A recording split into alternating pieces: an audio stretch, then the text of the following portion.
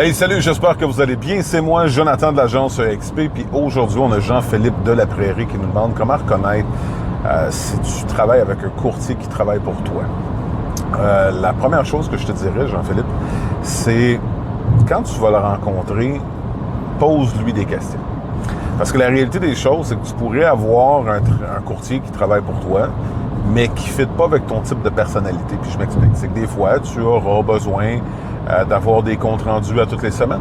Si tu es ce type de client-là, tu vas avoir besoin d'avoir des comptes rendus après toutes les visites. Ça se peut que tu sois une personne âgée qui est très apeurée de son dernier projet, puis tu te ramasses après son RPA, puis de vendre ta propriété, c'est très, très anxiogène.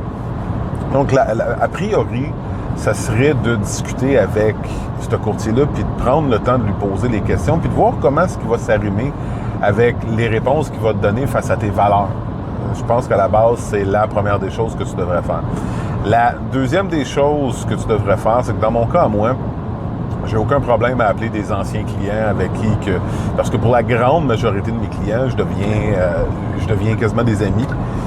Fait que j'envoie des cartes de Noël. Quand que je passe devant leur maison, j'arrête de dire bonjour, des choses comme ça. Puis, tu devrais, comme moi, dans mon cas, j'ai aucun problème à appeler des anciens clients. Puis demander à ces clients-là qu'est-ce qu'ils ont pensé de mon service. Pourquoi? Parce que j'ai rien à cacher. Est-ce que je vais plaire à 100% des gens que je vais rencontrer? Absolument pas. Mais par contre, ceux avec qui que je décide de travailler, je sais très bien que je peux mener leur projet à terme et je sais très bien que je suis en mesure de pouvoir répondre à leurs besoins.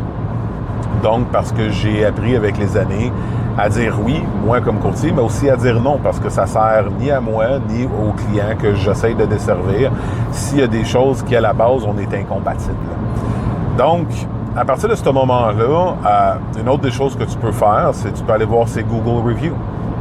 Tu sais, moi, c'est un devoir que je fais d'aller voir chacune des personnes avec qui j'ai travaillé puis lui demander « Tu penses quoi du service que je t'ai donné? Y a-tu quelque chose en particulier qui est ressorti? Puis à ce moment-là, est-ce que tu me ferais une Google Review? » Ça vient bonifier un peu ta perspective de la personne à qui tu parles. À partir de ce moment-là, tu devrais avoir suffisamment, si tu as eu une bonne conversation avec la personne qui est devant toi, s'il a validé, s'il a réussi à te démontrer que son track record fait du sens, de voir si c'est quelqu'un qui va travailler pour toi.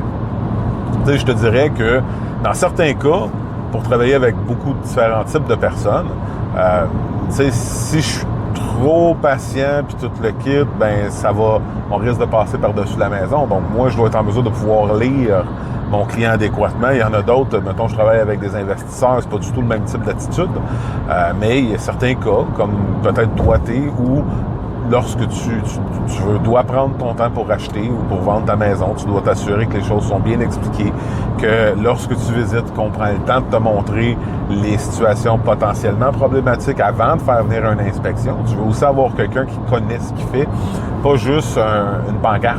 T'sais. Fait qu'à ce moment-là, pose des questions sur c'est quoi l'expertise que le courtier possède. Fait que j'espère que ça répond à ta question. Si jamais vous avez d'autres questions, toi ou les autres qui écoutent, gênez-vous pas pour rentrer en contact avec moi, qu'on peut se poser quelques questions, voir comment je suis possiblement capable de vous aider.